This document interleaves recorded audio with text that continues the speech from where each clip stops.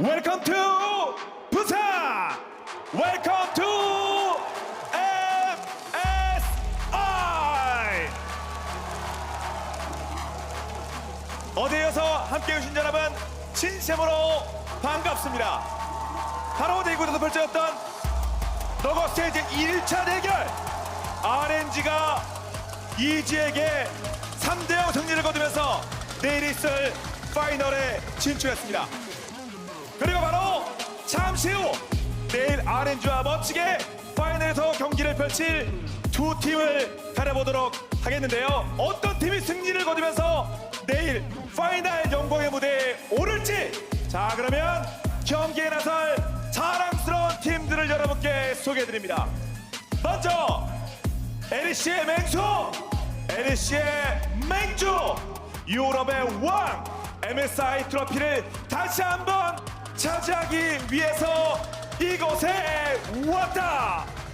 Let's go G2, Let's go G2, Let's go G2.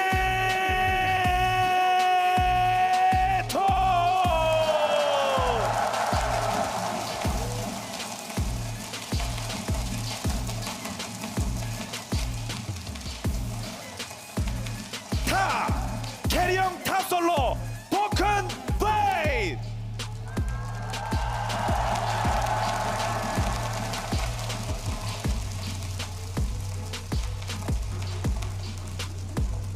정글 포스트 브로드킹 양코스.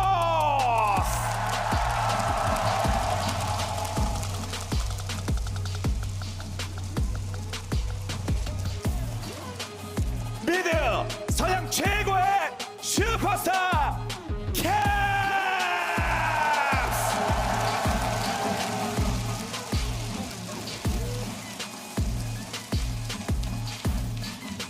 바텀 고통은 나를 더 단단하게 강하게 한다. 프라켓.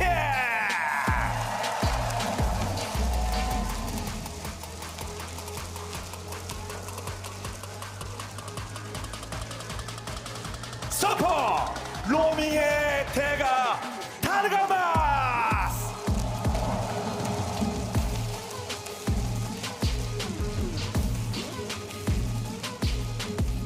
여러분 한 번 더 큰 박수로 환영해 주시기 바랍니다. We are G2.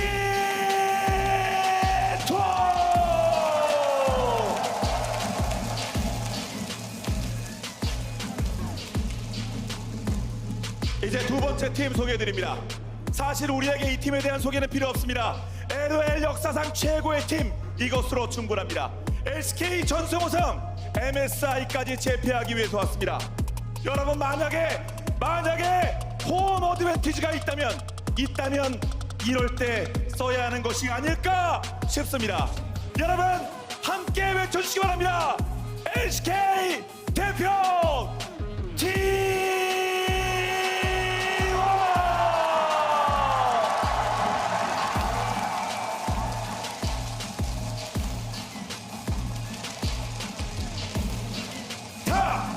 신은 죽지 않는다. 제우스!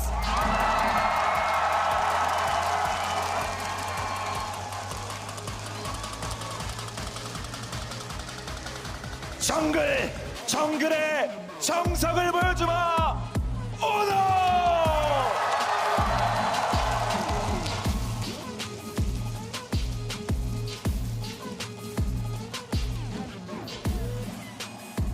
미드 Unkillable Demon King and Greatest of all time Faker.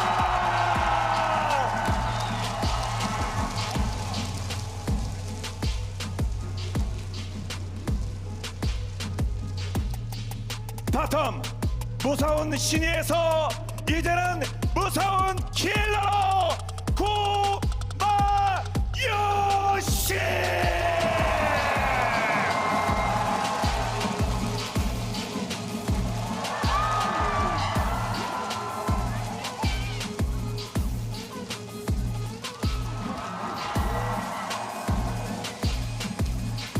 끝으로 역대급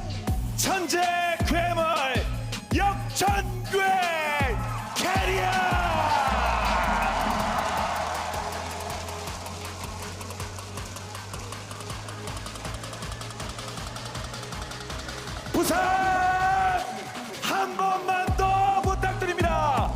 SK 대표 T1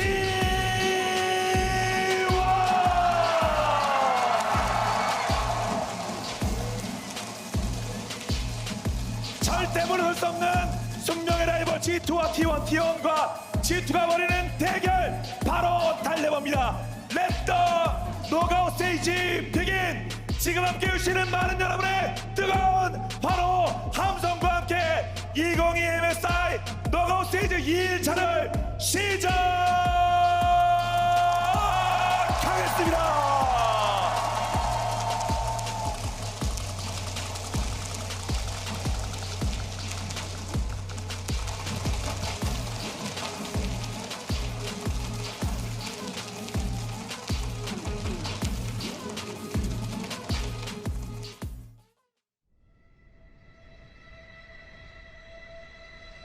Ever since season 3 and I saw Faker win his first trophy, I kind of decided that I wanted to be in his shoes. Where were you when the West rose up? 2019년도 MSI에서는 저희가 무조건 우승할 거라고 생각을 했었는데 Often when you see these two go up against each other, G2 are very rarely the favorite. 생각지도 못하게 패배를 했어가지고 To take the trophy away from him meant the world to me. 2019년 때는 G2에게 MSI 월즈 둘 다 졌지만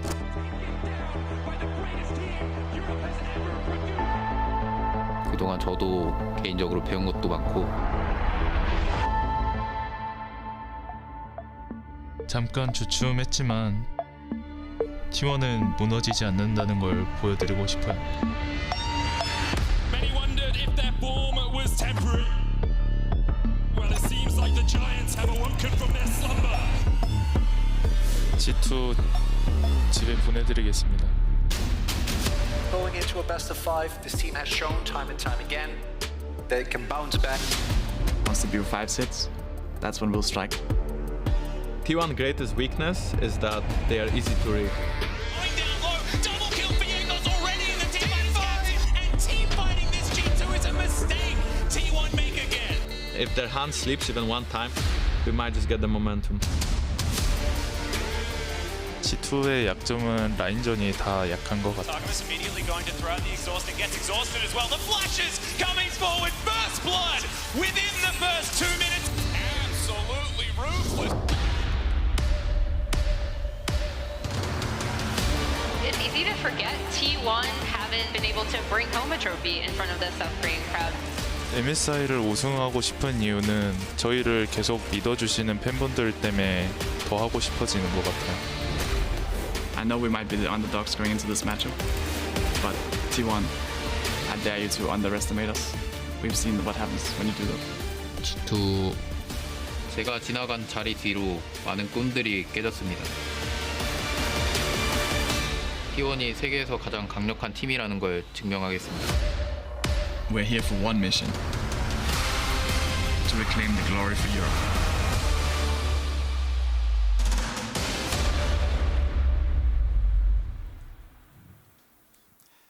I can't believe that after such an incredible streak, G2 still managed to come in the underdogs. It's absolutely unfair. T1 also did a little bit of losing, but they came back, and now we have to intro with T1 being the favorites once again. And as the LCK representative, it makes me nervous. Vedius, I mean, why would it not? Of course. I mean, this was a similar situation to what we had in 2019, but I feel like that we're in for a bit of a closer series. At least that's what I hope, because as we've seen strengths and weaknesses from both teams during the Rumble stage. We've been given an opportunity to see both teams grow and evolve. But without further ado, we're going to jump straight into the draft. Yeah, here we are, into the draft already. Yasuo going to be taken away here by T1, which is, yeah, that's a bit targeted, one could say. And it also makes me wonder, are they going to first pick TF, right? Because that was obviously what was Snap picked, the Yasuo Diana into the blind TF against T1. First time that these two teams matched up. will G2 ban out that TF? Or are they happy to match with something along the lines of a Sylas that a lot of people are pretty comfortable in? But that is definitely the comfort zone for T1 to play that sort of style. And they did create a massive early game advantage when they went for it in that first game. Yep, exactly right. Of course, Nocturne being banned away does kind of allude to the TF as well, but the Gwen will come through. Jack's still available. A few options there for the top side. We'll see whether Broken Blade is going to elect into the GP matchup, which we've seen picked up as well. This comes as no surprise, especially when you look at the number of games that Zeus has already had so far this tournament on the Gwen. This will be his 9th Gwen game of MSI, and it's something that T1 have often defaulted to as a, well, either both a safe or a strong side of the map. They can either play towards it or they can leave Zeus on his own to be defensive. Whoa. It is very much up to his discretion as G2 going to very quick respond to Galio. Remember that this can be flexed between both mid and support. Yep, EG played it support. Obviously, there is the ability to flex that around. The GP, I think, is the most standard answer, but Broken Blade, I don't think it's really as much in his comfort zone. He did play it against T1 last time, and G2 played very heavily towards him with it, but it didn't really end up resulting in much of an advantage for them. You know, Broken Blade wasn't really able to make good on all the ganks that Jankos spent up towards that top lane.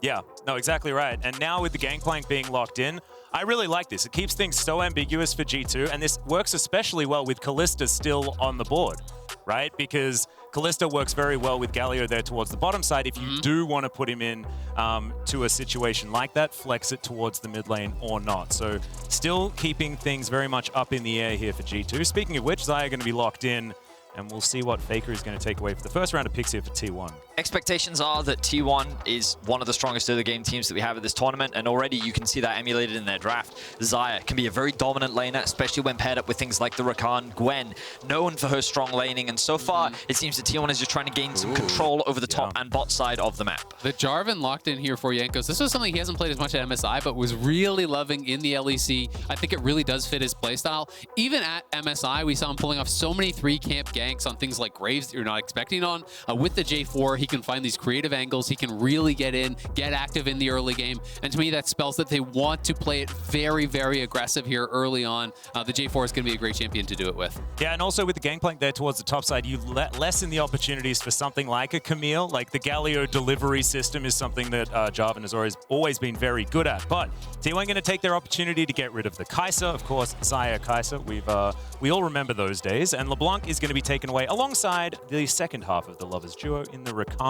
Sorry, Medic, it's not going to happen today. And I think the Kai'Sa ban makes a lot of sense here. To me, by far, that has been Flathead's best champion. You know, he's been really dominant on it. And I think he's going to have to prove that he can really perform to the level of Gumayusi and Keria on other champions if G2 are going to be successful in this series. You can't just depend on that one pick because he's going to get targeted.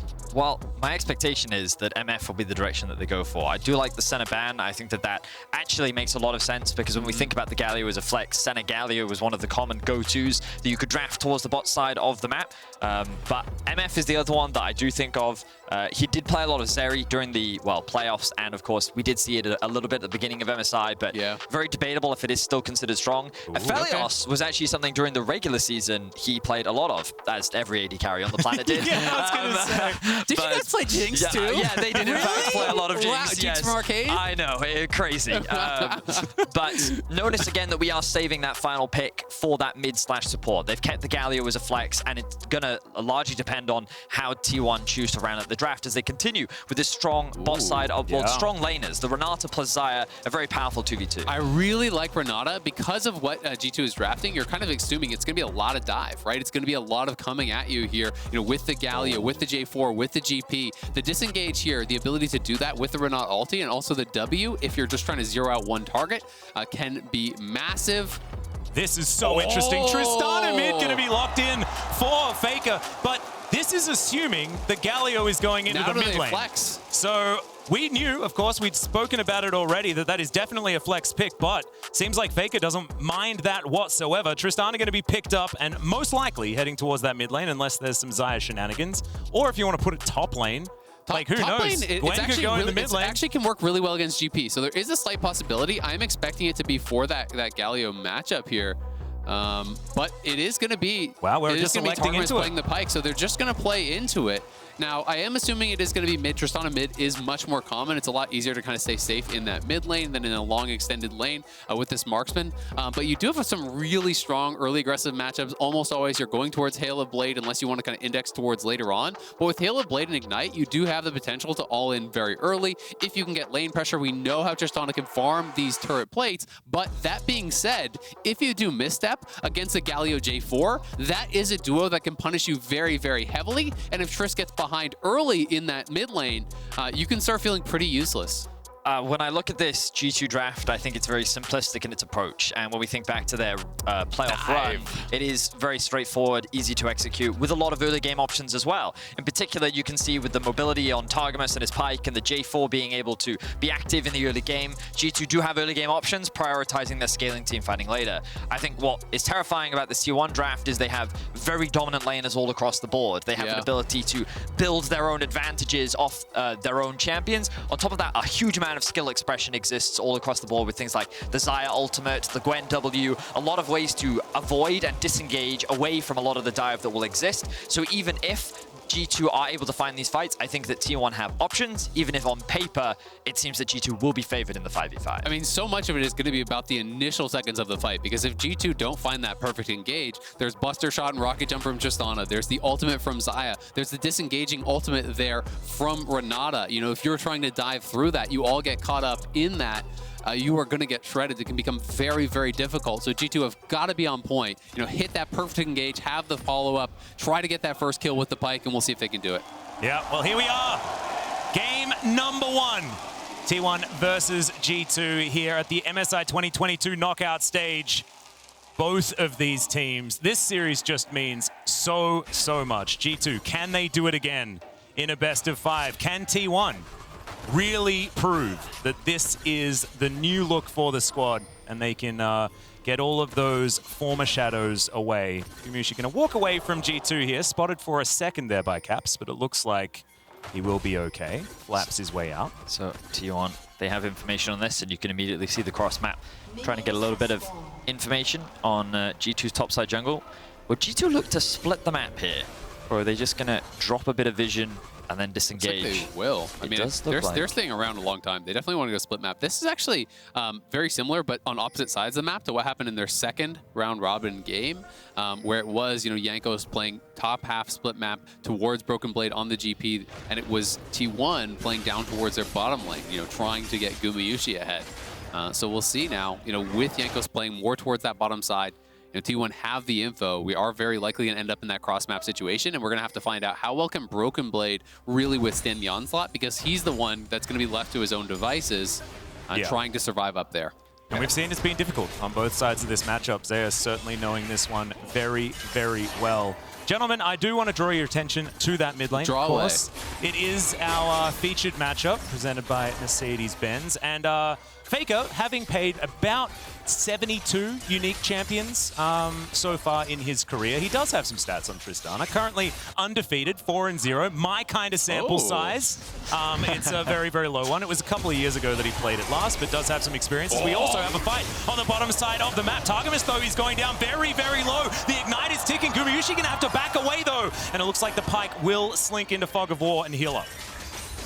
G2 able to get level 2 first there and going for the aggressive all-in. This is something they've been really consistent with when they have that Pyke. They want to look for the early kills, but it is now Pyke without summoners. But trading summoners like this aggressively when it is split map and your junglers on your side is great for G2, because Gumiyushi now down flash could fall prey to a Jankos gank. Exactly that. Azael, and I think it's important to recognize that, you know, Alice wanted to talk about this mid lane matchup, but we have to keep our eyes on bot, because G2's whole game plan here has been about trying to shut this bot lane down. Jankos will be spotted on a ward. Oh no, I thought he was going to see it disappear as well. Yeah, they don't actually spot it. Jankos will just start off on the Crow. But they're setting up for the dive, potentially, with the wave beginning to stack up. Of course, mid won't be able to roam down. Caps does have the TP, but won't really be able to leverage it this early on. Broken Blade is the person we have to keep our eyes on as he runs out of mana and only looks for the dive. Yeah, they have Ignite. We'll see whether they can navigate this one. Stun does come through. Broken Blade burning down. That is going to be first blood. The flash comes in. Can Caps chase after him, though? 300 health on the Viego as he tries to get the stab through. It's a decent attempt for a stun, but Owner is going to be taken down. Zayah's no flash, of course, and Caps is going to walk it out. Meanwhile, on the bottom side, Flacker takes down Gumiyushi. Gumayusi. What is happening down here? Carry is looking for the last shot. Fake is going to pick up the kill in the end, and that's a double for the best player in the world. It's madness across the map here. 5 kills, 4 minutes in. T1, G2. We have to take stock of everything here that has happened, though.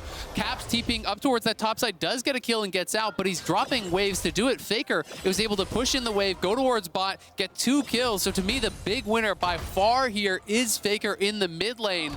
And we'll have to see if G2 on the other side can really make use of this 1 kill that they got flak at, because he is now quite ahead of Gumayusi, who lost that farm on the dive and did not get a kill himself. Yeah, a lot of things that, as Ale highlighted, just happened in a very short period of time. I'm curious as to where the replay is going to start. So we're going to have a look at this bot lane. As you can see, a level advantage for G2. The aggro starts by being taken by Targamas. Then they're going to set up the focus onto Gumayusi, but the damage onto Jankos and the fact that Flakked can't kill Gumayusi quickly enough means that Faker has enough time to get down here, and look, he's in the perfect position to set up for these 2 kills. Throws the Ignite down onto Flakked. Carry is going to throw down those auto attacks to help secure that kill, and Faker's going to shut down onto Jankos. So just really good response there from Faker. The dive didn't go out the way in which G2 wanted, and on the top side of the map, T1 pulled off a well-executed dive themselves, so T1 with a very big lead already. But they're looking for a repeat now. They know the summoners are still down on Gumayusi. Caps, though, spotted out, and Owner going to intercept here, make things a little bit awkward as Faker's now cheating down. They're going to collapse. Carry's going to handshake Caps here. He's looking to try and get out. The blast cone's going to disappear, though, and he does have the taunt, but that's exactly what T1 wanted, I think. Faker's going to jump over the wall, and it's just a matter of a few seconds. Can these double buffs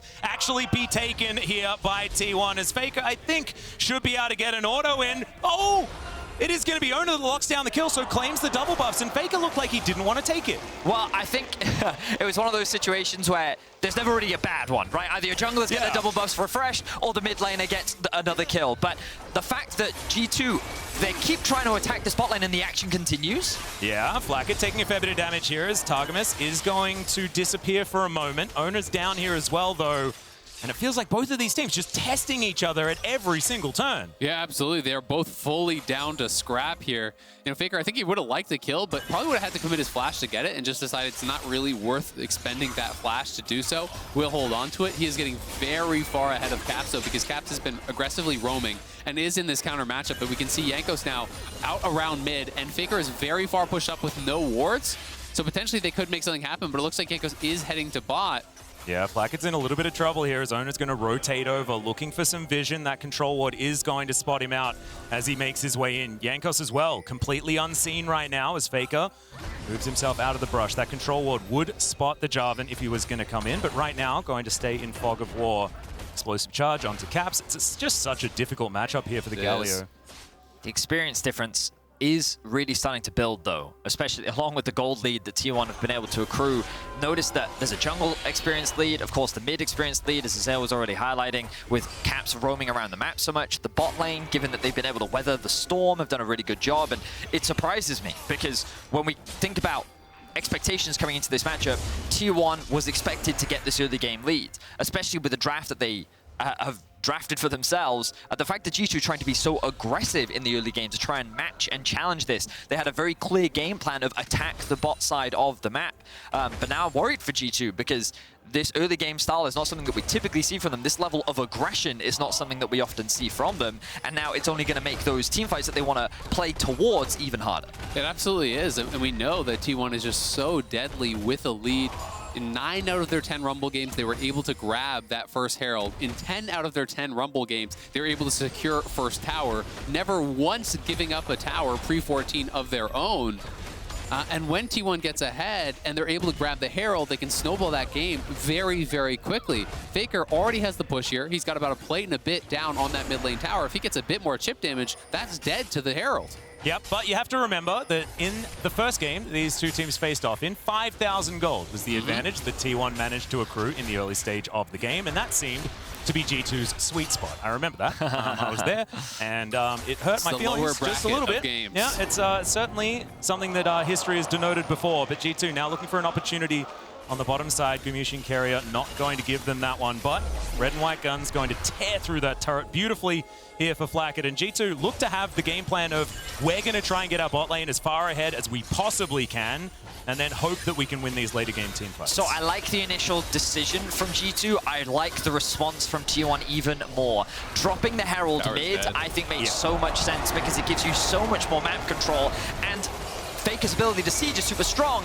as they look for another dive. Yeah, Cataclysm's going to start this one up as Jankos trying to get out of there, is going to survive for now. Gumayusi looking to get out. The Ignite is ticking down, but it looks like he might have got himself to relative safety. No, the answer is absolutely not, and it's a great dive to come on through. Even though G2 punch each other just a little bit on the way out, it's not going to be enough to turn it. But look at mid lane. They got 2 towers, 2 full towers there. Faker, if we get a look at the gold lead, is going to be astronomically ahead. Already has the mythic my complete goodness. here.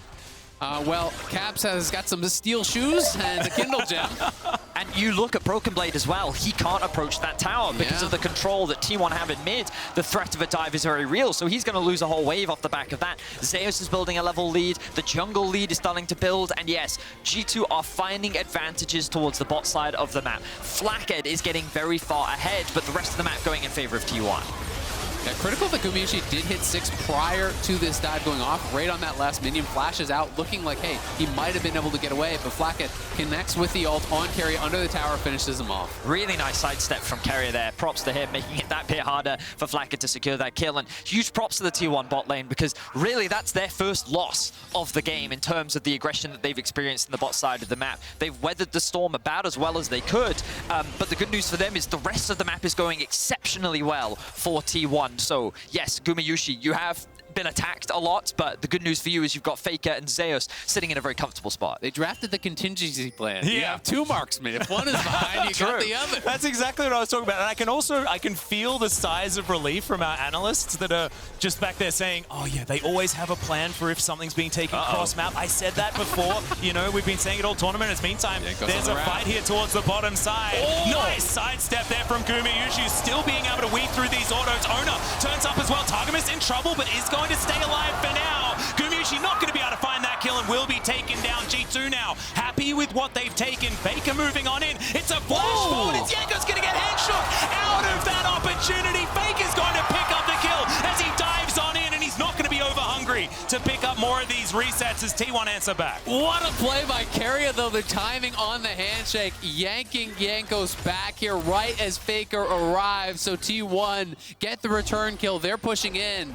And they're 8 and oh my god, they're so far ahead already. 4,500. So many plates. It's more than a kitchen here towards the bottom side, as that is going to be the ulti going wide from Keria. Unfortunately, Faker decent sidestep on the Winds of War. The G2 tidy up the minion wave, and they're not going to lose too many more of those plates bottom lane. Okay, I feel like there was a movie about bullets bending. Yeah, Wanted. I feel like all of the Great skills movie. are just I liked bending it, around T1 because they're sidestepping everything. Okay, it's disgusting to watch how good they are at dodging all of these skills. But such a well-executed early game once again from T1. And, you know, we talked about it yesterday on the analyst test. The analyst talked about it again today. Trying to fight this team in the early game is a very difficult thing to do. Look at how much they're sidestepping. Gumayusi going to see the EQ, sidestep that once again. And the props to him. There's only so much he can do, and this much is thrown at him. But the response from T1 is equally as strong. I mean, it's incredible, right? Like, it should have just been a super easy free kill, but they're able to avoid the pike hook. They're able to avoid the knockup. We can see in the replay, Broken Blade going to get away, but there is that handshake pulling him back. And Faker comes in with the Gale Force active, gets that kill. They secure the Dragon. I was going to say 8 plates, but they made a liar out of me as they grabbed another plate top, so they're up to at least, I think, 9 now at this point. Yep, Zeus also going to make it out before the ward comes down, so he's going to escape unscathed. 3-0-0 on the Tristana. And I love this, you know, because the bottom lane was getting talked up so much coming into MSI, of course, for T1. Gumayusi Keria, best bottom lane in the world. I was one of the people on tape saying that. And it looks like G2 got the memo. They're like, well, we're going to take down this best bottom lane in the world. And you know what that means? That means Faker's 3-0-0 with a billion farm, left completely on his own to wipe out every plate on the map. It's absurd. Gets another full tower here on the bottom side of the map before plates go down. And it's just such a smart pick. You know, coming into yesterday's series, I was thinking if we were going to see this kind of matchup, it would be against Xiaohu because he's such a Galio guy. He's known for it. You can imagine they were ready for the Galio matchup, right? Yeah, exactly. But we didn't get to see that. And then here, you know, G2, I think less expected that they would just be slapping down the Galio this early. But T1 very clearly ready with the game plan. It has worked out incredibly well. Both their marksmen now on Gale Force here. You can see despite all of the effort to put Flacket ahead, Gumayusi is right up there with him. He is 600 gold down, but he has the same items in inventory right now. And T1 have opened up a nearly 6,000 gold lead here, not even 14 minutes into the game. Half of that's on Faker. And the thing I want to really iterate here is that T1 didn't even do much to set Faker up to get that. It was very much a G2's early game proactivity. Faker was just the recipient of. All those bot lane dives, sure, I'll roam bot, I'll pick myself up a couple kills. Oh, Caps, you don't want to be in lane? That's fine. I'll take your plates, I'll take your towers. And it's literally just been T1 punishing all of the decisions that G2 has been making in this early game. And this was one of the big concerns I had for trying to match this team in the early game because T1, regardless of what you tried to do to them, within the first 15 minutes of the game, they have a plan, they have a response, and they will look to punish you for every small mistake you make. Well, Cannon Barrage available here for Broken Blade, but they're not going to go for it. Faker is going to make it out. Just a rocket jump required as they look for this Herald. And one of the most impressive things about T1 to me is that just through pure laning skill, they're often able to get advantages on both sides of the map when it's really supposed to be a trade, right? You're supposed to trade Dragons on bot side for Herald and a gold lead on top side. But T1 is able to outplay in so many situations and have so many incredible individuals as far as the laning goes that, you know, really it was a split map bot side advantage for G2. All Owner did top was one quick dive and then a left Zeus alone, and then he was just covering bot on the other side of the map. You know, he was able to really reduce the advantages that G2 could get because he was so efficient with his gank top and so effective with his pathing towards bot. Yeah, and this is actually what Faker is doing here with the mid lane Tristana is what we see so many Tristanas do. It's very similar to why Caitlyn is so popular in the LCK. You rotate her to every lane that has a turret that's accessible and you destroy all of them. This is something that DRX was very good at doing alongside Deft. They would just move. He's a demolition machine. That's all that Tristana is supposed to do. And then Faker hoovers up all of that money, and that trough that we talk about doesn't exist. He has 11 items by like 20 minutes in the game, and then it is over. And so far, that game plan has been completely unhindered. So the thing I now have to kind of bring our attention to is this T1 mid game. You are quite familiar with it, Atlas. Most 20 minutes is a danger zone. That's why I was getting in all my positives. Yeah, exactly. I'm looking at the clock. But he's like, it's my time to strike. That's the thing. And that's the thing I want to keep reminding people, of course, right now, T1 look very much in control. And on paper, the argument would be, this is T1's game to lose. And I think we can all agree with that, especially with their position and their ability to siege. So the question is, can they do it cleanly? Because the criticism and the reason why they looked weaker during the first stage of the Rumble was because they would get these leads and then they would get overeager to try and force fights, they would rush Baron, they would flip Baron, became a bit of the meme during the Rumble stage, and so as we transition into this mid-game, scrutiny and the eyes are going to be on this mid-game and T1's ability to use this lead to close out the game cleanly. I think one of the most atypical and interesting stats from the Rumble stage was that every team that took a Baron against T1 was actually behind in gold when they did it. Not one team took a Baron from ahead in gold, and that kind of speaks, I think, to some of the problems that they were having around Baron. Also, the vast majority of the kills against T1 post 20 minutes also at the Baron pit. So they definitely had some troubles there. But we also saw in the last match that they had against G2, they kind of used some of their faults at the Baron to bait G2 into actually face checking them, right? Because everyone was thinking, all right, well, G2, here they go. T1's over at the Baron. Time to get a free ace in a Baron, get right back into it. And T1 didn't even start it up in that case. They really played into the fact that they had made those previous mistakes. So we'll see if they can actually do that again and remain very, very clean because they are just monstrously ahead. 7,000 gold, 17 minutes is a shellacking, and it's going to take some real playmaking from G2 to try to crawl their way back into this one. It's certainly a toughie, but I was going to talk about like the down 6,000 gold power spike for G2 and things like that, but it's, you know, moving ever further towards closer to 7 right now. That is 2 Drakes behind, as well as the Hextech Soul coming in. I got excited for a moment, but then I was unexcited afterwards as the clouds feel dissipated. the wind in your hair. I certainly did, you know. That was me, actually. I was just breathing. Oh, okay. I was going to ask you whether you felt it as well, but Is that how you breathe? I was blowing on him, you know. It's just a little. yeah. Cooling But down. I liked it a lot. Maybe I'm really excited if NA wins a game. Yeah. Well, we'll see what the timers is going to surprise. Yeah, distracting you guys with a little bit. Calm down. It's okay. Zeus now should be able to swag his way out of that one totally fine. But you can see how much control T1 have over the map once again. G2 is looking for a pick here and there, but I don't think Targamas wants to take that fight. And I just want to bring attention to the number of towers that are up and available right now. There is a lot of standing gold, I would say, for G2 to grab. The question is, can they grab it? As an ultimate comes in from Jankos. Yeah, that is a Cataclysm come down. Great handshake does come through there as Caps does try to get out the taunt, but he's not going to be able to find it. The Gale Force is going to be able to keep Gumayusi alive. Caps flashes away, but Faker just assassinates Blacken in the backline. Targamas trying to get out of there now as well as the resets will come in. Jankos is lying on the ground, and this taunt is not going to work. The Heartbreaker is going to come through, but Oner's going to get taken down. Caps goes golden again at exactly the right time. Zeus now wrapping around Carrier, moving in, flashes forward, doesn't get the handshake though, as Broken Blade melee range against this Renata, but it looks like Carrier doesn't really mind. Zeus is so scary, but the top lane, they're losing everything. This is why I keep casting team fights, and the whole base is exploding. T1 are winning on the other side of the map. A very scrappy fight here between G2 and T1, but T1 taking the Hex Gates, they grab that top inhib. And they are getting further and further ahead here. Really close fight, but you can just see the gold lead for Faker. I mean, look at mid lane. It's 5,000 gold individually ahead there. Everyone is paper to Faker here. He's got the BF gold. He already has his crit cloak, so not too far off getting that IE at this point. It's once again a situation where T1 is just the recipient of G2's decision-making. G2 feel pressured, and they go to try and make a pick happen. The ultimate comes through. I mistakenly believe that move is a flash for some reason. And in any case, G2, look at how aggressive they are in the bot lane once again, where there's the Storm. Gumayusi and Carrier just buy time. And then look at this play from Faker.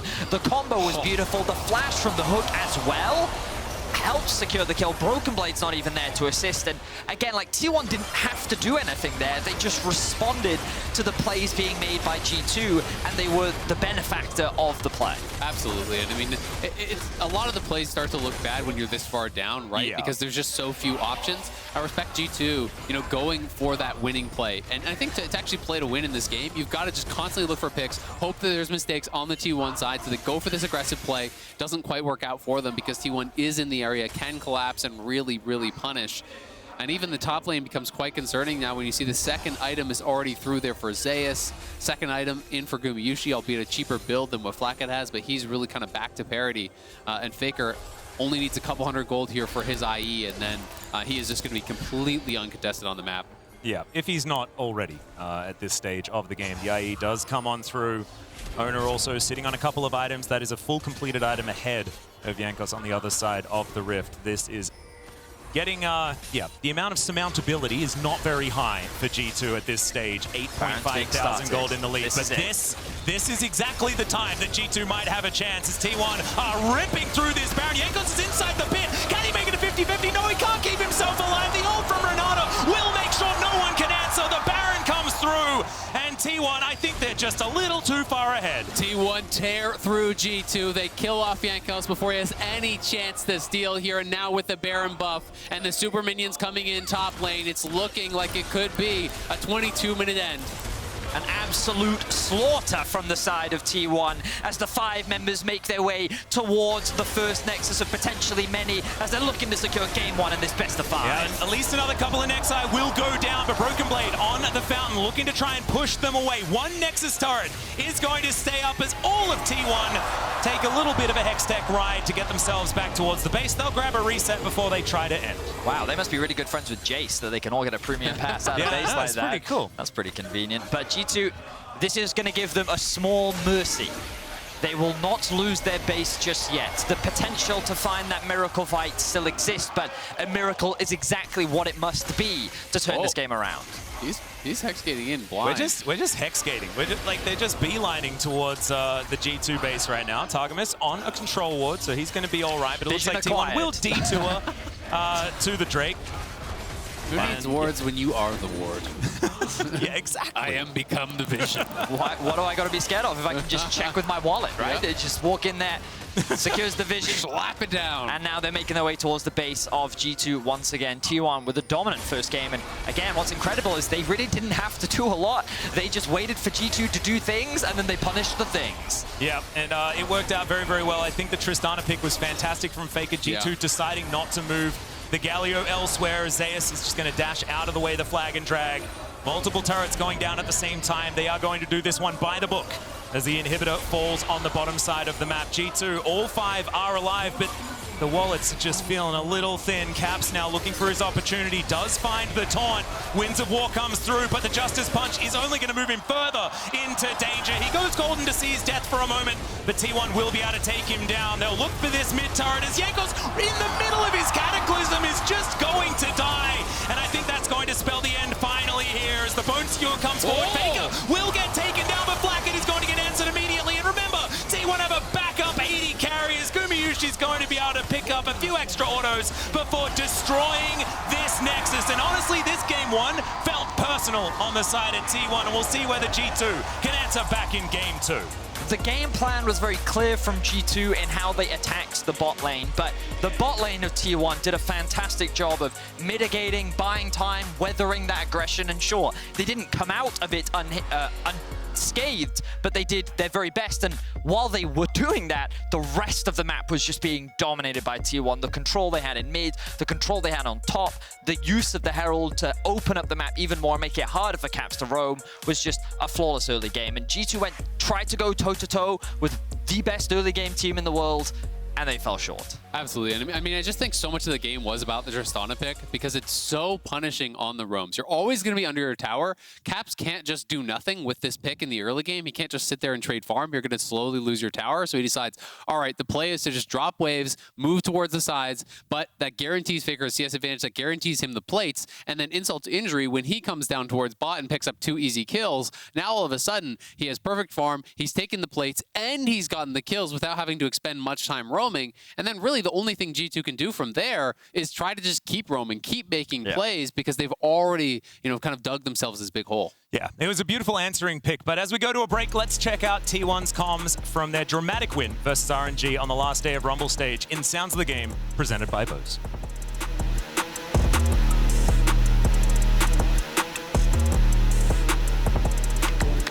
박아줄게. 나 궁은 없다는데? 내가 안에 핑크 할게. 텔 좀. 나 일로 돌게 내가. 오케이. 나 쳐봄. 오케이. 스마 싸움도 되긴 해. 핑크 까줘 핑크. 오케이. 나 돈을 줘. 하필한테 공 꺼줘 볼게. 강남은 꺼줘서 일단. 일단 꺼냈다. 일단 먹어. 먹겠어. 피고. 아래 본다, 아래. 뒤에 못해. 아래 좋아. 야, 나 못 가. 오케이. 괜찮. 천천히 봐, 천천히. 앞에 꼬야. 미드. 너 마이크 안 나가겠다, 연준아. 옆으로 이거지. 야, 안 잡아도 돼. 야, 이거 캠프 생각해, 캠프. 갱만 끊자. 갱패공 깔릴 수도 있어. 술통 고음프로 스근하게 야, 까봐. 라인 지킬게. 이거 못 끝내도 돼. 무리하지 마. 스근하게 고음프로 까면 돼. 내가 돌풍 이니시도 돼. 캠프 풀이 있다. 끝낼만해. 죽여도 돼. 나 빨라. 나 초시계도 있다. 터져서. 바텀라인 데리고 꺼내줘봐. 라인 먼저. 나 친다. 타워. 야, 점사해야 돼. 점사. 타워. 나이스. 나이스. 죽여줬어 그냥.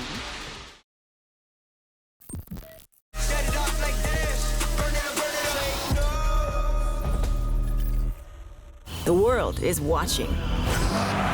Get on board. Check the lanes. Pay attention to the best. Join the ranks. Be the challenger. All in for the trophy.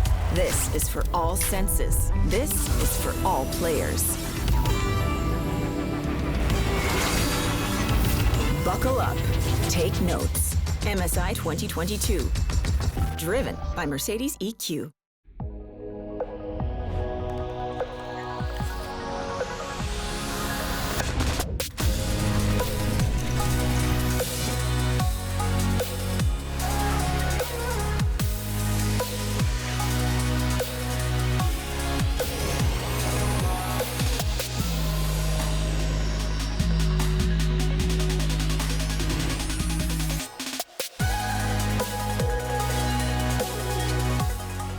It's like a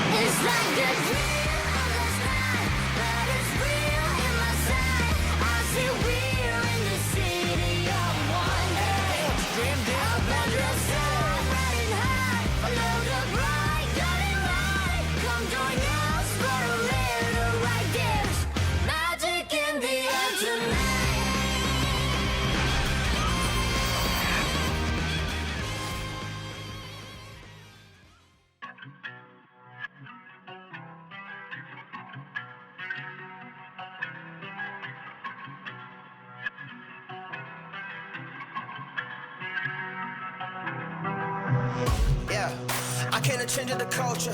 I see the hate, so say what you say, cause I gotta watch for the vultures. Boy, I'm too nice, you see the ice, plus I'm only getting colder. You just tryna flex like you got next, really you know that it's over. Yeah, hey, I don't need no co-star, been gone like so far. Plus I'm catching all the rays from the sun, give me power like I'm solar. You cannot catch the drip, yeah, that is unless you're a coaster. And we up, yeah, way up, yeah, they gon' put this on a poster.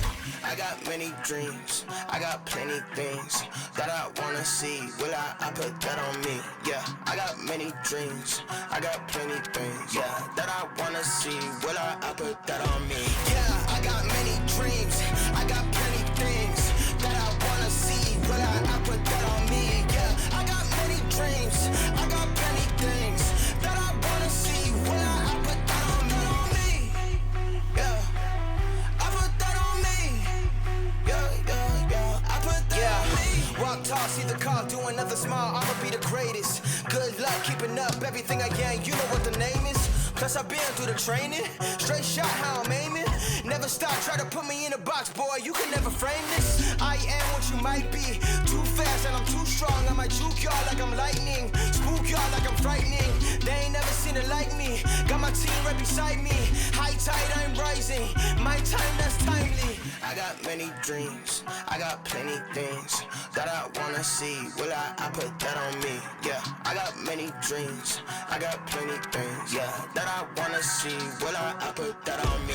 Yeah, I got many dreams, I got plenty things that I wanna see. Will I put that on me? Yeah, I got many dreams, I got plenty things that I wanna see. Will I put that on me? Yeah, I put that on me. Yeah, I put that on me. Yeah, I put that on me. Yeah, I put that on me. I got now, don't know who got next. Just like that, better every step. Yeah, I got now, don't know who got next. Just like that, better every step. I got now, don't know who got next. Just like that, better every step. Yeah, I got now, don't know who got next. Just like that, better every step. I got many dreams, I got plenty things that I wanna see. Will I put that on me? Yeah, I got many dreams, I got plenty things, yeah, that I wanna see. Will I put that on me? Yeah, ready to fire, ready or not, we letting it go on. What's up, everybody, and welcome back to the State Farm Analyst Desk. After a blistering start to our Best 5 series, T1 taking game number 1 and in fairly dominant fashion. Emily, I'm going straight to you on draft, because we had plenty of draft conversation about both of these teams. At times good, at times bad. Who won out? Where did you land on this? So the big thing here was the Tristana mid pick, obviously, because I talked a lot previously about how T1, when we saw them be so indomitable in the regular season, it was when they could rotate their AD carry around to kind of chew through turrets early.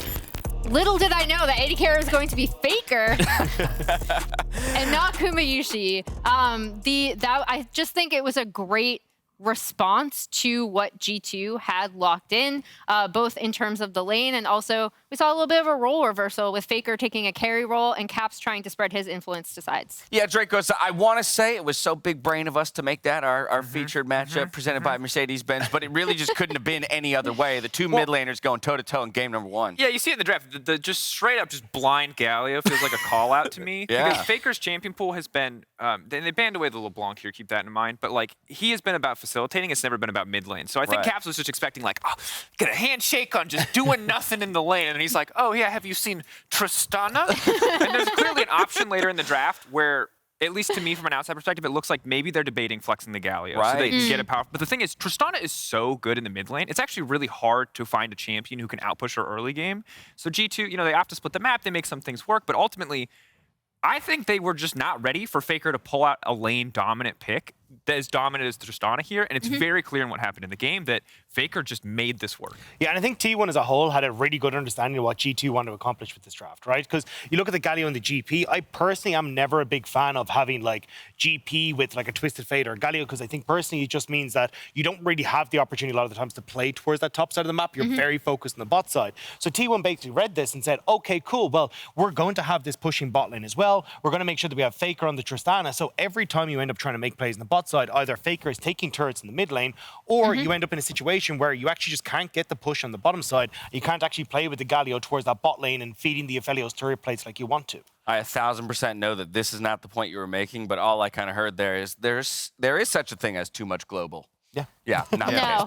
exactly. Yeah, I was like, Emily would be the first one to be like, absolutely not. Give me more of it, please. Well, once again, it was our featured matchup presented by Mercedes-Benz, Caps, Faker. A curveball already in the draft, but then it's about how does it play out. And there was action across the map early on where both of these mid laners are finding ways to get involved for their team. Yeah, and I think that when you look at a lot of these plays, like some of the initial early aggression from G2 is really positive. They split the map, they play towards the bottom side, it looks good, but ultimately Caps is losing individually in lane, further exacerbated by him roaming, trying to make plays, trying to get kills back. And while, yeah, some of the initial kills look positive, the kill trades are even, Faker's pulling ahead in CS and still making just as much impact, and he has to make plays. That's what sucks for Caps. If he sits in lane, Faker wins, Faker gets plays anyway. If he roams and makes a play, maybe he gets something back. So there's no winning, there's just degrees of losing for Caps in this position. Well, it's not like Faker, as you said, was just sitting in mid, right? Like he was responding, you know, when Caps TP top, he's actually was already rotating before that happened down to the bot side to respond to the play there. So it wasn't just that, oh, he's on Tristana, this lane dominant champion, and then he gets that double kill in bot lane early. It's also that he still has an incredible understanding of side lane pressure. Yeah, and that was the thing, right? Because you saw the play going in towards the top side of the map from T1 and instantly Faker started to move down. And that's what you can see. He got the 2 quick kills early. Then you end up looking again, it's like, oh, okay, well, we don't actually have to try and respond to G2 on the bottom side because we've got that Rift Herald mid at 9 minutes. We're going to take two turrets in that mid lane as well. And you look at like 13 minutes into the game, Faker's 2.5k gold up. He's got 2 items before Broken Blade has even finished his Triforce. Like, Faker was huge in this game. And from that position, there's no real way coming back into this, especially when you look at like 3 losing lanes across the board. Like, what do you do as G2? Great call out, because that would have been the concern, right? Again, when we just talk about the tournament trajectory of both of these teams, T1 is where we've had the questionable mid games. Those Baron flips you heard the casters talking about. As Zale, I think, with the fun stat, all of the Barons taken against T1 are ones that, you know, essentially T1 started and ended up in a flip, or were from teams that were behind in gold, rather, I guess was the exact stat. G2, a couple looks, trying to get back into it, attempts by Jankos and Caps to find the plays, but just too little too late.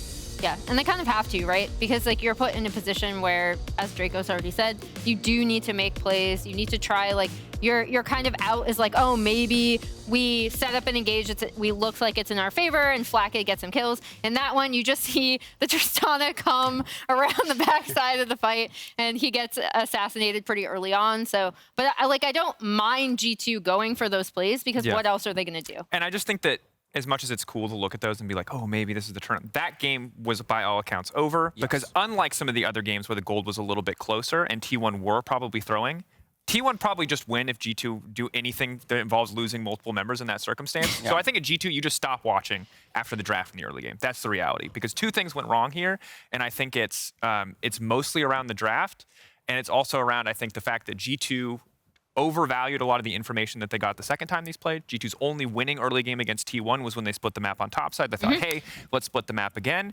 But the second that Tristana pick came out, that plan went into the gutter, and G2 clearly were not ready for it. All right, so if that's what G2 should do, let's do the same. Let's look forward to game number 2. What are the learnings here from G2 as they hop on over to the blue side? So they want to switch up priority in the draft immediately. So at least for me, it's kind of having multiple lanes that you can try and play around. I feel like when you've got the GP in the top side, you're going, hey, we're going to play weak side. You very definitively were going to play around bot side. And T1 with like early ward control, everything, we're set up to try and cover that. So I think having a bit more flexibility when it comes to how you can try and play the early game is going to be massive for G2. And then also go back to the game plan we were talking about in the desk. Like, I want to see Broken played on things where he is a bit more of a frontline tank. Like, play for your team fights. Make sure that you're actually able to get yourself set up correctly here as G2, because the win that they got against T1 was through team fights. And piggybacking off of that, I do think another alternative is to just go with, you know, Caps is on a carry, and we're playing around mid jungle, and Flacket is also on something that can carry later on in the game, but just attacking mid jungle really, really aggressively, I think is also a pretty good strategy for G2 here.